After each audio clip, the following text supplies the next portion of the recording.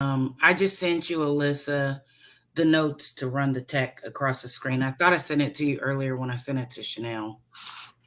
I will check.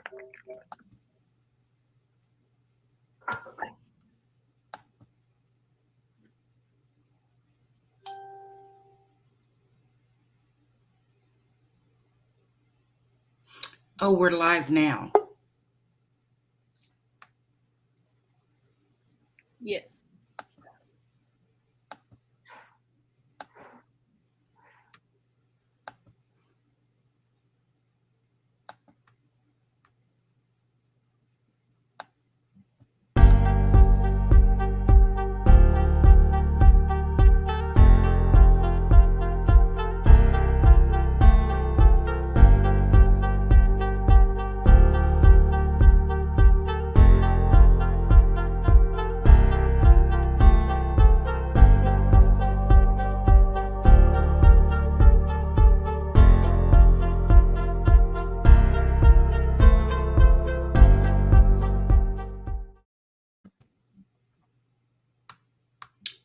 Good afternoon or good evening, everyone.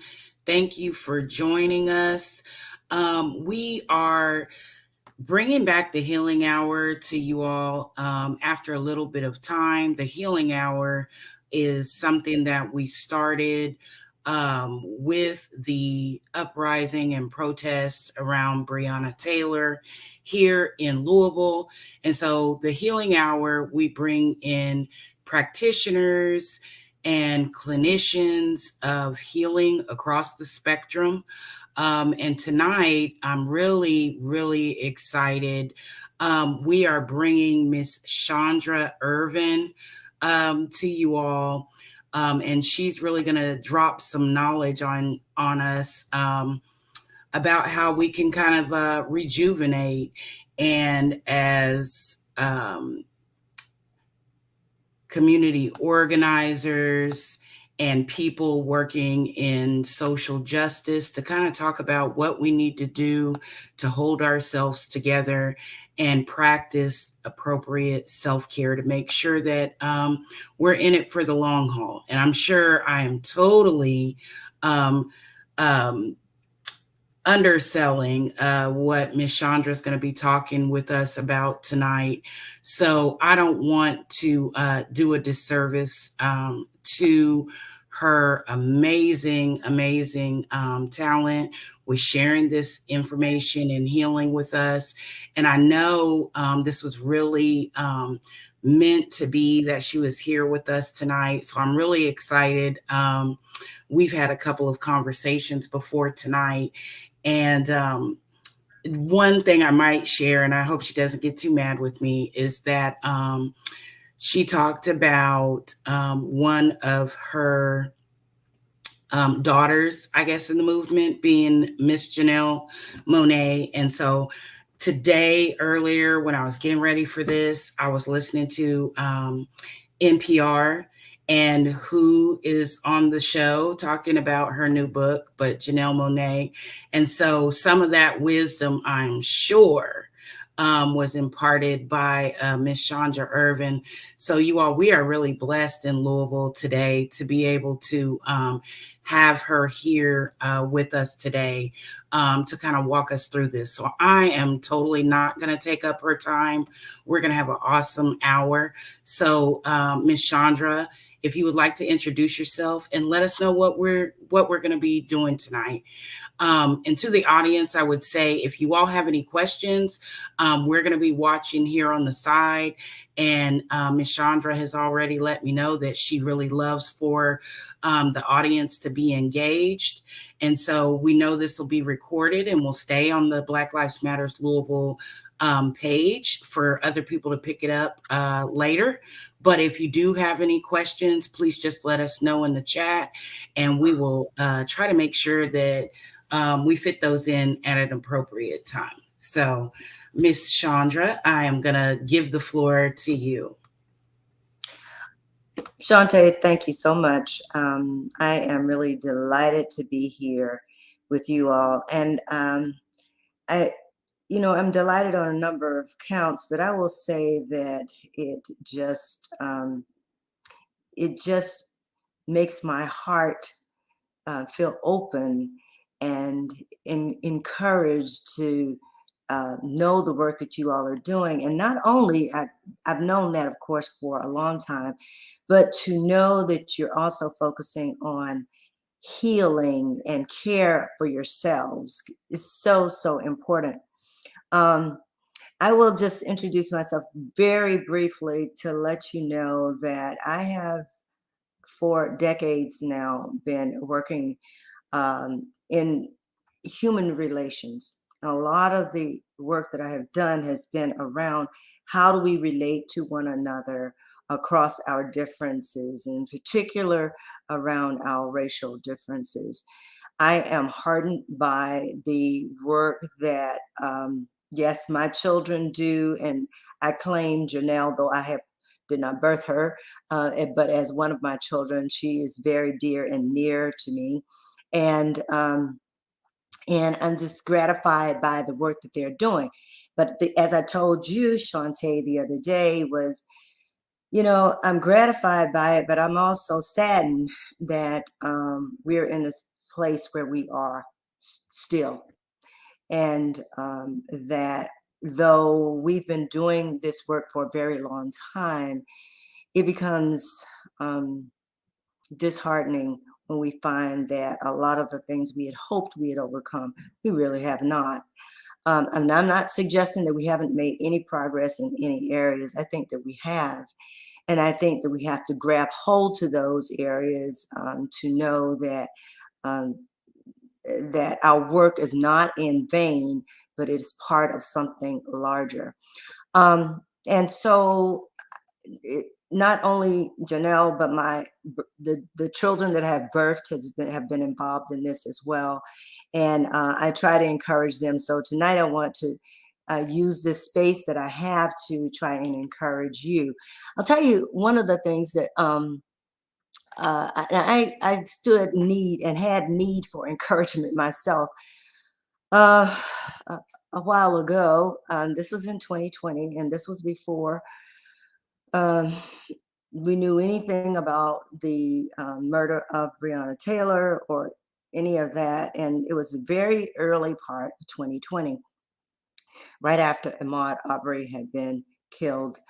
And after all of these decades of work in this area, I learned about Ahmaud Arbery and sitting in a space where I normally go for prayer and to listen to the divine, I just was overwhelmed by his death. Now, it was not just the death, it was the fact that nobody seemed to be paying attention. Everybody was focused on COVID and what are we going to do about COVID? And yet here was another human being, innocent human being who had been murdered. And I was just overwhelmed by it, and I started to wail. I'm not a person who wails normally, unless something very extraordinary has happened. But I went through that process, and then gradually, as I sat by myself, I started to sense a quiet overcome me.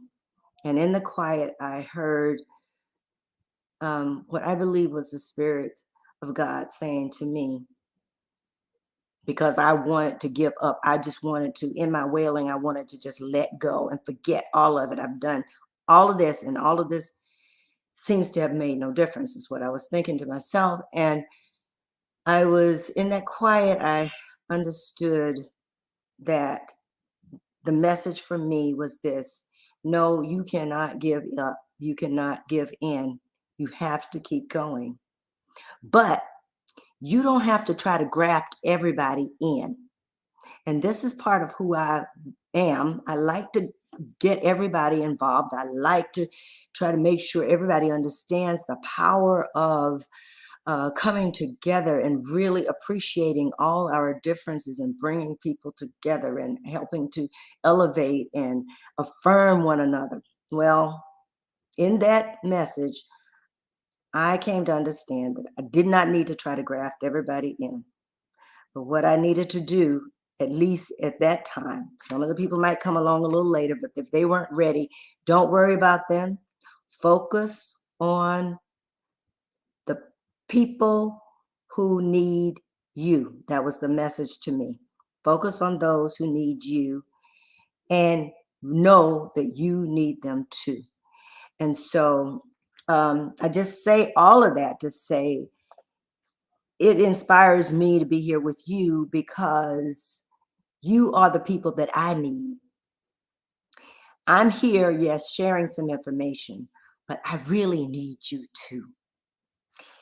Now, what I'm going to share tonight has to do with what you have already given as your theme, and that is Salve for the Committed Soul.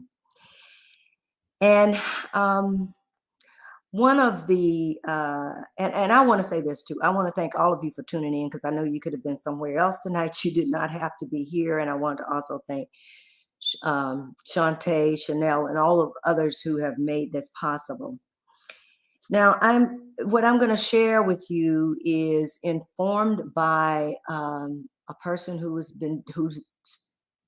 involved in this many, many years ago, and a support to a lot of civil rights leaders, and that was Howard Thurman. He has been a tremendous mentor for me. And in addition to Howard Thurman, I am going to be sharing with you from my own spiritual journey and what I've learned in that journey, and what I have learned as I have become more and more acquainted over the years and decades with polarity thinking and that perspective, because it has helped me to figure out how to not run away from tensions, but how to use and leverage the tensions that exist in the work that we are doing for good. Okay, so how do we leverage those tensions for good?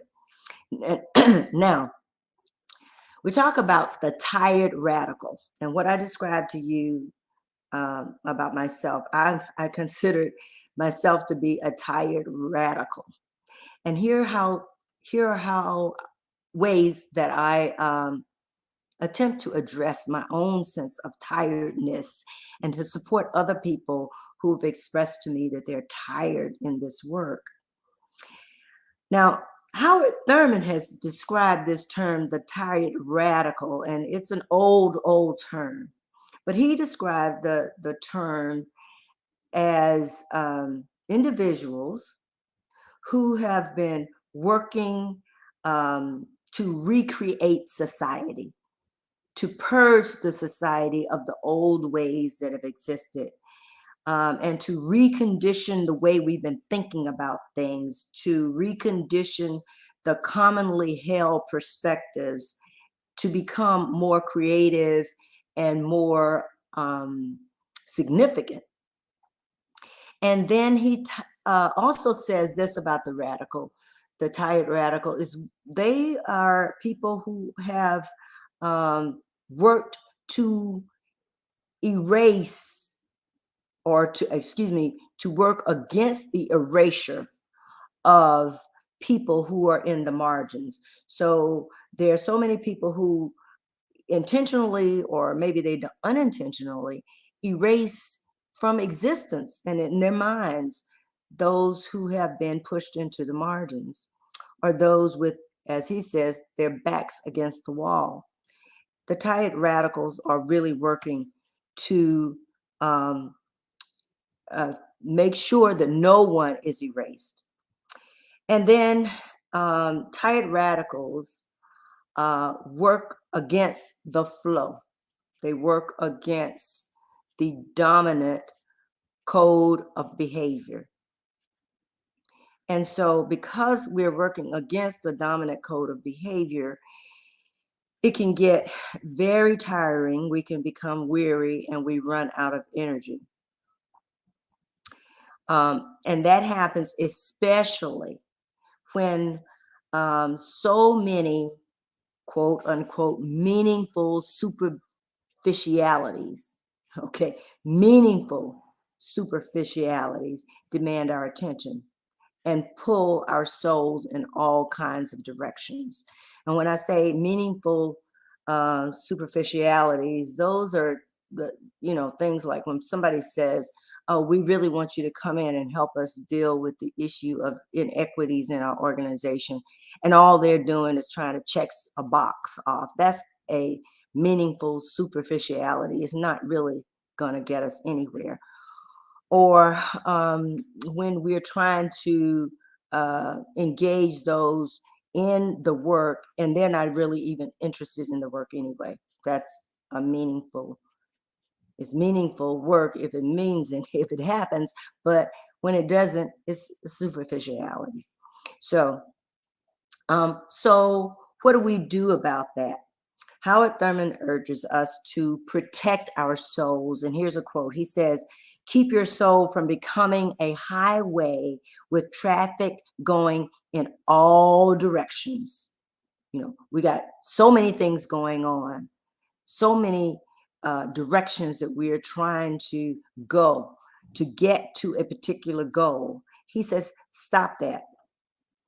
Keep your soul from becoming a highway with traffic going in all directions.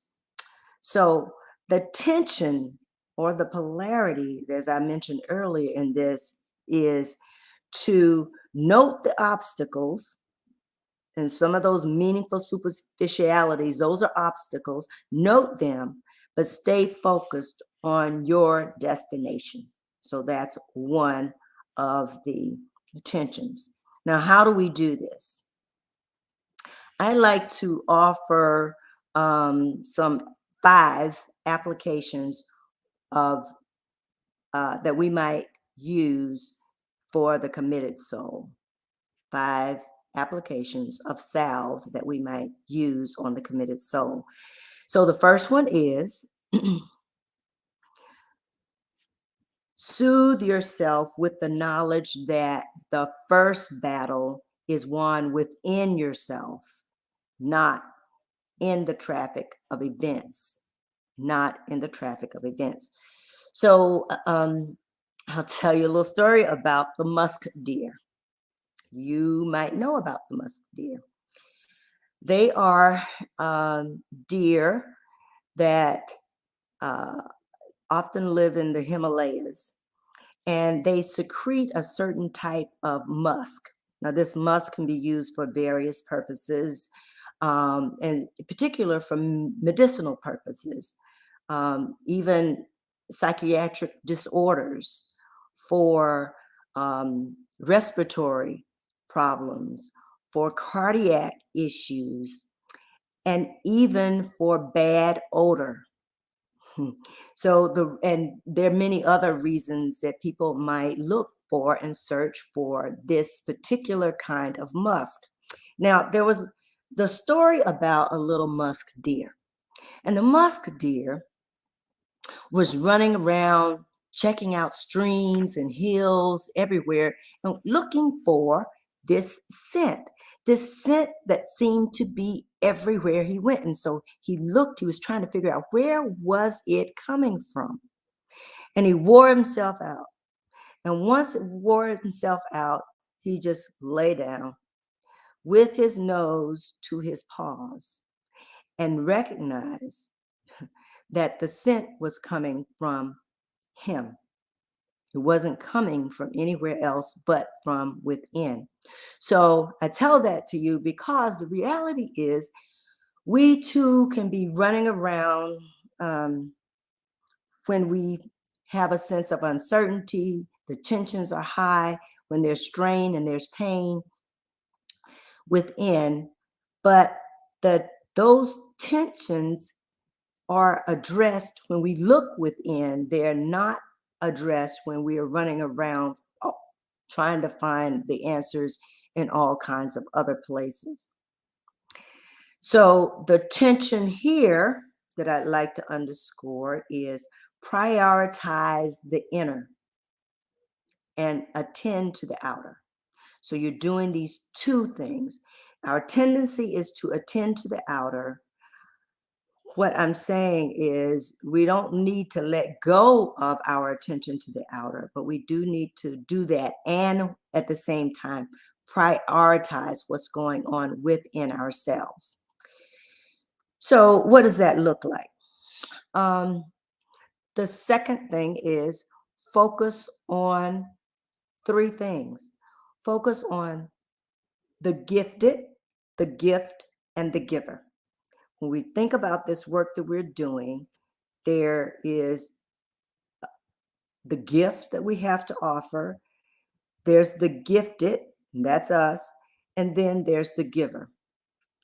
So who is the giver? That's a question I suggest that we ask ourselves. Who is the giver? Who has called me to this work in the first place? Is this a spiritual call that has come from an eternal source of life, the source and ground of life itself, or the source that I call God? Is that the one who has called me to this work? Or is it a relational call? Is it a call that has come from some other human being who has said they'd like me to help out? Or is this work a practical call where you or I have seen that we have a real need here? So let me just adopt this as one of the things that I work on. I'm going to work on this charge because there is a real need. So is it spiritual? Is it practical? Is it relational? Okay. Now, if you say, well, I think my call has come from all of these directions, then I would say to you and suggest that you think about, well, is there alignment from these sources? Are all of these sources aligned in terms of why I am being called? Or is one call directed in one direction and another in another direction? So if the call is from this a spiritual call, is it directing me in one direction while my own desire to get involved is going in a different direction? Okay, is there alignment? So the next question is, who and how am I called to be? Who and how am I called to be? Who am I really? Now, again, we're talking about the gifted, the gift, and the giver. And now I'm focused on the gifted. We are the ones who are given the gift. So I like to think about this in terms of a phrase that I've coined, which is sacred innate identity. What is your sacred innate identity? In other words, what would you be called if you were being called by the divine by something other than the name that you have been given here? What is that piece of the divine that you're here to represent on earth? Now, I'll explain it a little bit this way. So my sacred innate identity is peace. And that's what I seek. And that's what I am here to help offer others and myself. I've done it for as long as I can remember. And I did not even initially realize that I'd been doing it until some of my childhood friends said to me, girl, you were always the one who was trying to bring people back into relationship with one another, to help them appreciate one another, etc. And still I'm that way. And the other thing that helped me to understand that peace was really inherent and a part of who I am is that I hate drama for the sake of drama. I hate it. If there's drama and people want to work through the drama to get to peace, I am all in. I'm ready to do it. Okay. So as you're thinking about yourself, think about who you've been always, what you like and what you detest, what comes easy to you, what do you really appreciate and are ready to do. Also, when I think about sacred and innate identity, I think about my husband, who is possibilities. Now, if he was being called by the divine into a space, that's what he would bring. That's what he always brings into spaces. He is a futurist, and so he's always helping people to think about the future. Sometimes it's the distant future, sometimes it's the not too distant future. But even if we go to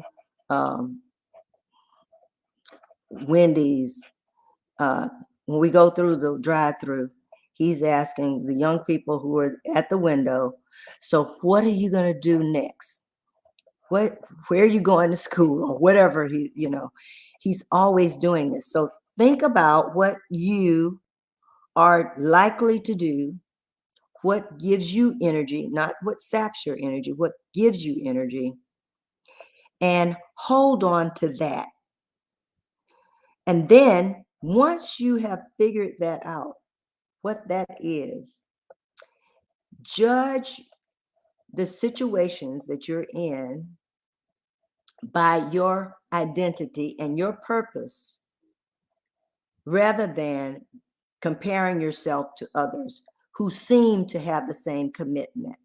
Because you may be committed to the same thing, but you'll be bringing different things to the situation. And often, one of the things that can really drag us down is trying to do what somebody else is done or is doing because they've asked you to, or because somebody else is expecting you to do it, or maybe you're even expecting yourself to do it because you're comparing yourself with someone else. So be clear about who you are in the space. Be true to yourself and make contributions that are relevant and matter to others. And where we tend to lean is making ourselves relevant to others because we like to be affirmed. And it's great to make ourselves relevant to others, but we need to do it in a way that allows us to be true to ourselves. So that's the tension we want to pay attention to there. Then the next is, what is my gift? What am I called to do? What is distinctly my gift? Now, there's a woman who tells a story. Her name is Olive Schreiner. She wrote about this story of how she had been awakened in the night by a dream. And in this dream, death had come. And she was on her deathbed. And there were thoughts and visions that were hovering around her bed. And they were hovering with reproachful eyes, not because she had committed any crime or that she had failed to commit a crime or anything of that sort. Had nothing to do with crimes, but they were hovering over her because she had pushed aside those thoughts and those visions that had been presented to her. And she was the only person to whom those thoughts and visions had been presented. And now that she might be on her deathbed, the fear was that those thoughts and those visions would die with her. Who wants that to happen? I know I don't. So one of the things that I would like to encourage you to do is to think about that. Because when we have been called to do this work and we have been divinely appointed to it, we cannot with integrity really abandon the work. We have to do it, or we might face something like Olive Schreiner had talked about near the end of our lives. And I will tell you, it's not a funny thing. I used to serve as a hospice chaplain. And there were times when I would go into the rooms of these patients, and it was very clear that some were ready for death because they had done what they felt they were supposed to do. And there were others who felt like they had avoided. So we don't want to ignore the specific thing that we've been told to do because we're off doing something that someone else is supposed to be doing. The tension there is to attend to life's minor absolutes, but also attend to life's visions, the ones that are given only to you. And then ask yourself, for whose sake am I doing this anyway? Am I doing it? Am I seeking equity for the sake of the children or the next generation? Am I seeking it for wholeness, for healing? Or am I seeking it to get back, to pay back, for retribution? Why am I seeking it?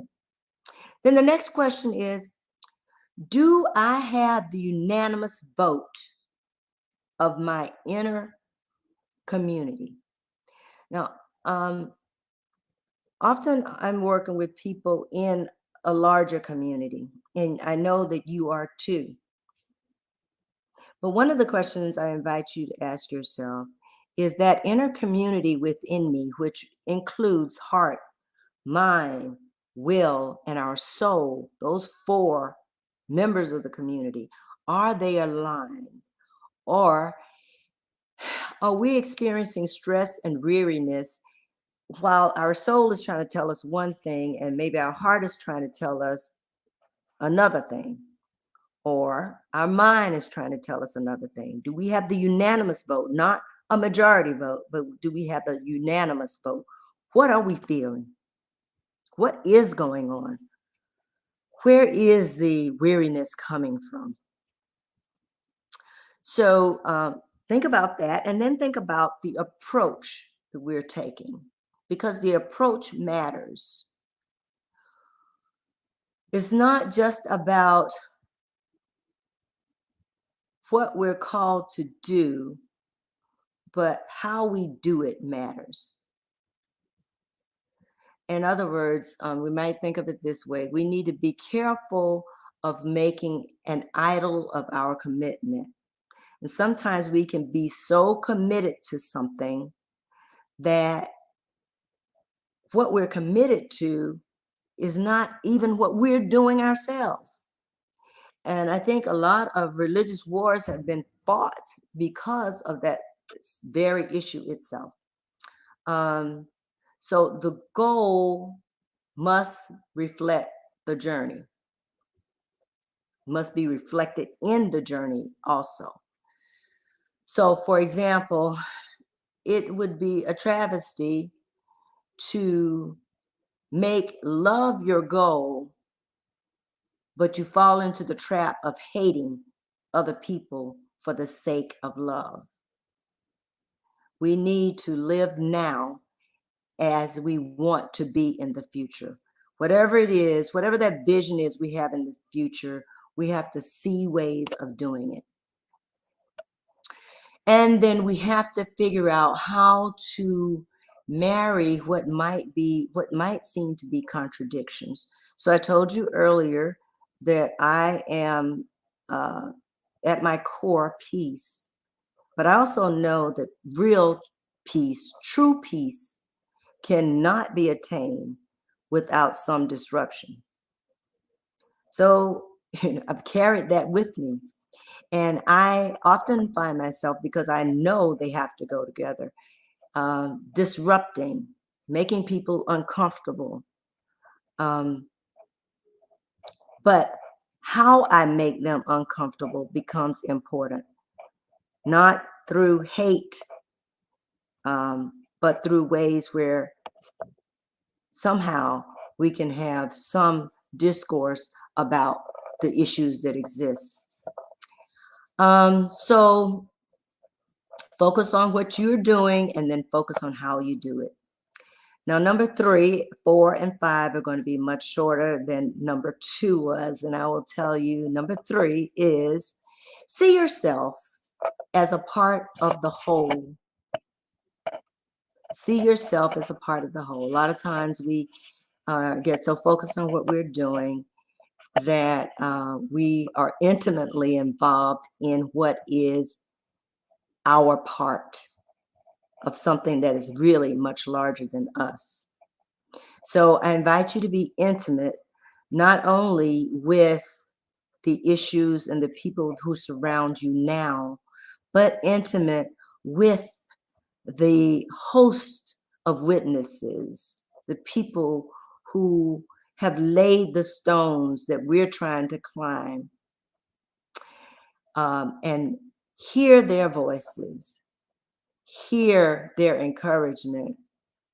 So focus on our part and focus on the collective destiny that we're after, the collective destiny. Number 4 is keep yourself in good working order. Continue to attend to what others can teach us, even the people who we are teaching, listening to them and how they're saying things might need to be adjusted and changed. And I know a lot of you are a lot younger than I am, and I myself have had and find it to be, I shouldn't say have had to, but have been blessed by listening to what younger activists and journeyers are saying and how we might need to approach things. But keep your mind open to that. Learn. And then journal. Take some time for silence. Exercise, rest, garden, do things that feed your soul, whatever they might be. And I will say to you, I'm going to talk to you a little bit about journaling. When I first started my career, I used to go to these conferences and so forth, and I would always hear people say, they give you all this long list of things to do, and at the end they would say, and journal. And I would always say, I don't have time for journal. I'll try these other things, but I would not journal. And then my life took a turn to a point where I had to journal. And so I figured out a way to do it in a way that mattered and worked for me. I did not want to journal because initially I thought it had to be done in a certain way. But then I decided it didn't have to be done in a certain way. I could do it in my way. I could write what I wanted. If I wrote 1 word a day, that would be fine. If I wrote no words a day, that would be fine. If I wrote 10 pages, that would be fine. Now, why do I say journal, and why do I think that helps us to keep us in good working order? I say it because over time, first of all, it allows us to get out things that are within us. The other thing is that over time, I found that I could go back and look at those journals and find patterns in my own life, my patterns in the way I was doing things, patterns in the questions I had, patterns in the way I was listening or not listening, patterns in successes, patterns in failures, etc. And those insights help me to really understand both my failures as well as my successes, what was working well and what was not working well, and helping me to stay in good working order. So the tension here is to stay committed to self and be ready to be a reservoir for others, for yourself and others. Okay, so you're pouring in and you're pouring out.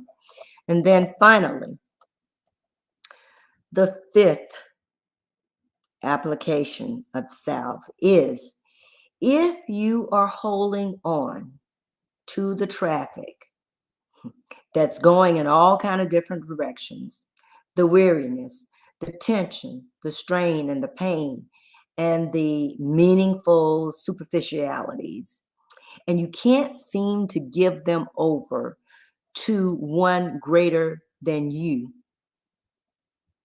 to the eternal source and ground of life itself. Then give it over. Give the whole thing over. The whole thing. Not just those things, but give yourself over and your inability to give it over to the one that is greater than you. The tension there. Notice the obstacles and redirect your attention to the divine.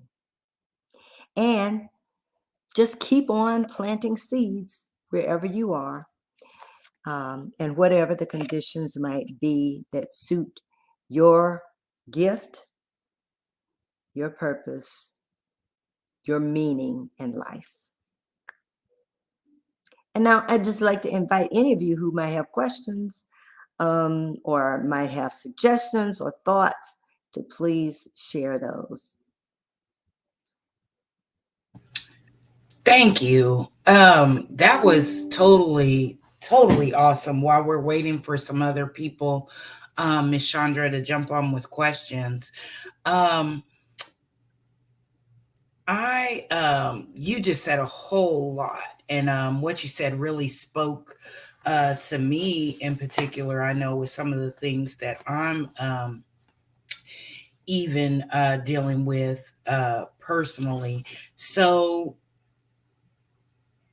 what do you mean by, you're talking about plant seeds where you are that suit you? So I think what immediately came to mind was like the rose that grew from concrete, or that I would liken that statement to that. Like, so sometimes it's difficult and the conditions aren't exactly right, but I hear you saying that if we plant those seeds wherever we are, eventually something's going to grow. Or can you expand upon that a little bit? Yeah, I think that when we are called, Shawnte, to do this work, and if we are really truly divinely called to it, we can't really escape it. And we might need to take a breather, but it's still always going to be there for us. Or we might end up in that situation I was describing that Olive Schreiner wrote about, being on deathbed. So my encouragement is to plant the seeds wherever you're going. Now, there are a couple of things here. We may never see the harvest that we wanted to see, but our business, our obligation is to plant the seeds. And the seeds might be different. We might plant a different seed in the space. Say, for example, it may be incumbent on us to plant seeds within our own circles. And that may be a totally different kind of seed than we plant with people who are saying, I really want to be better. I want to do more to contribute to equity in our society, and I just don't know how to do it. Okay, well, you plant a different kind of seed with them than the seed that you would be planting within the circle of people who are already champions of equity and trying to do all of this work. But the encouragement is to just keep planting the seeds where you can and where there are opportunities. And sometimes it is concrete. But I, personally, I would say, I don't, just because of that other story I was telling you about, that when I was overwhelmed myself, I'm right now not really trying to focus on planting seeds so much in concrete. I'm trying to find places and be with folk who have good soil, where the seed will land somewhere and something will come of it. But I'm not going to tell you that if there's an opportunity, it seems very clear to me, and I can sense a divine presence that tells me, yes, you need to go ahead and do this, that I won't do it. I will. So it sounds like, there's also I guess, a fight against that negative self-talk in those spaces. So is it an overwhelming feeling? Can you kind of explain to us, or, maybe, I guess that's different for each person, what do we feel when that's happening? How do we know that it's that divine presence versus, us being in our own headspace? Oh, yeah, yeah.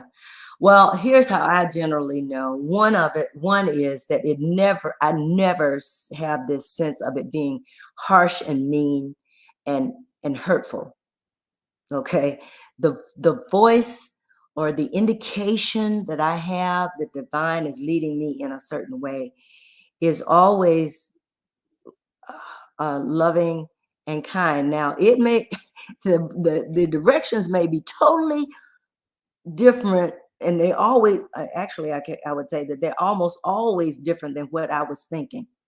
Or I was going to go in a certain direction, and then I get this indication that no, that's not the direction you need to go. And when I check it out to see how it aligns with my sacred innate identity, I understand why maybe that's not the way I need to go. It's so one thing is the voice is always, I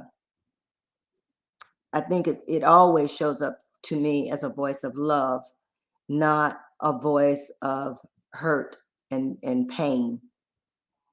It also always shows up to me, almost always, as affirming me or redirecting me. And when the redirection comes, it's usually in a direction I have not at all imagined before. And I know then that that's very unusual, and it's something I need to pay attention to. And it always is affirming of life itself. It's not affirming just of me and then really hateful to other people. It's affirming of life itself. So that's part of what you were talking about when you said that we need to be asking ourselves, for whose sake am I doing this? So that's a really important question that's going to play into that innate identity and deciding when and where you're supposed to be planting seeds, is what I'm hearing you say. Absolutely. Yeah. Absolutely. And and the other reason I asked this question about, and I'm often asking this question about, and I raised it quite often during the protest, was for whose sake are you doing this? Because sometimes people just be going out and they just be. I mean, I'm not saying that people shouldn't have joined the protest, but sometimes they'd be going out just to show that They're out with the crowd. I'm out with the crowd, exactly. Or and then as soon as when they really have an opportunity to do something like speak up even in their home in with their own family about inequities, they wouldn't do it. Mm. So then you need to It's ask powerful. yourself, well, for whose sake am I doing this in the first place? Um am I doing this for show? Profiling, or am I really doing this because I really feel in the depths of my heart that this is something that's really important, and I've got to figure out how to do it even when it's hard for me to do. Exactly. I love that. I love that. That's so big because I know personally that I have times where, I'm just getting this overwhelming feeling of, I don't want to do this. I don't want to do this. And exactly what you say. Am I being true to the people who I say that I'm doing this work for, who may not even exist yet or Mm-hmm. have passed on?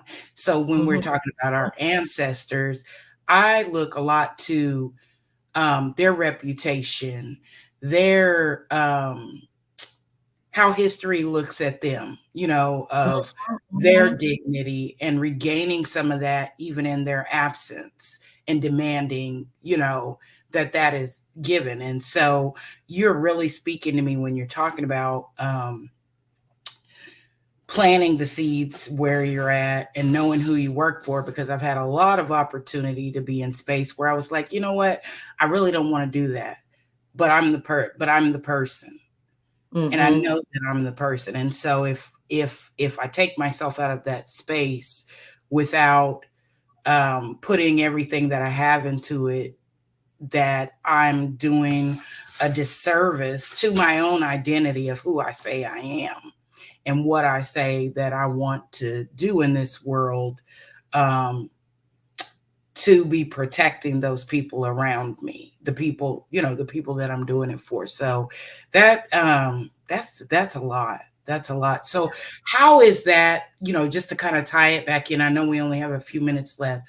So you talk about salve for the committed soul. So how is all of that healing? How do we wrap that back around to, healing people who are in radical spaces, healing people, who are abolitionists, but we can't get rid of those systems immediately, and we're just chipping away at it. So what is the salve in all of this, or what is the recipe that we should take away from today to keep us in the fight and listening to that is greater than us? Yeah. Well, I anchor in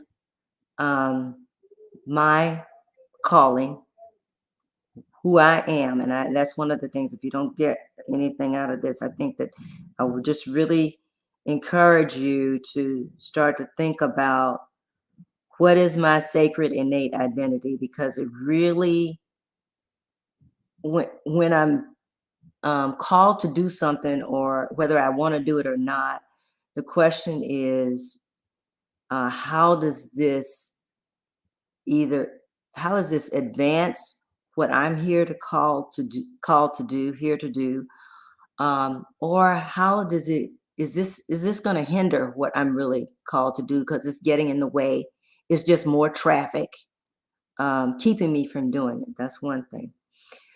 The other thing is, you mentioned about the ancestors. I just think it's so powerful to take a step back and develop more perspective, because it's really easy when the issues are really tough and one thing is happening day after day after day after day, is something else all the time. It's easy to get wrapped up in that, and just your soul just almost starts to just fall apart.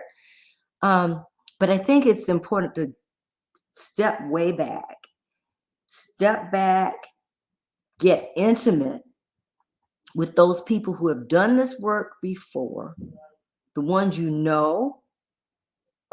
personally, because you met them, you lived with them, or whatever. Like for me, my parents, and those who we don't know, but we never knew personally, but we know of their work, and speak to them. Like I was telling you about Howard Thurman, for example. I just kind of speak in that space and wonder and receive from the work that he's done. I wonder and receive from the work I know my parents did, and many others. I draw from the work and wonder and draw from the work that my children are doing. And then when I think about, I have one grandchild, and when I think about her, and I think about my grandniece and nieces and nephew, and all the other children, I see these beautiful children. I recognize that, yeah, it won't all be done when I leave here, but I'll make my contribution. And it takes some weight off of me, actually. It sounds like it adds weight to me, but looking at it from a bigger perspective takes weight off of me, because I don't feel like I have to do it all. And I don't even have to see the benefits of the seeds that I'm planting. I just keep planting. That's awesome. That is awesome. So we really appreciate you being with us today. I know we have people in and out of the space. We had a couple of comments here earlier. I think people are just processing what we're talking about today. So again, this you sharing with us will live on through Black Lives Matters Louisville and the healing team. And we'll definitely take to heart what you said.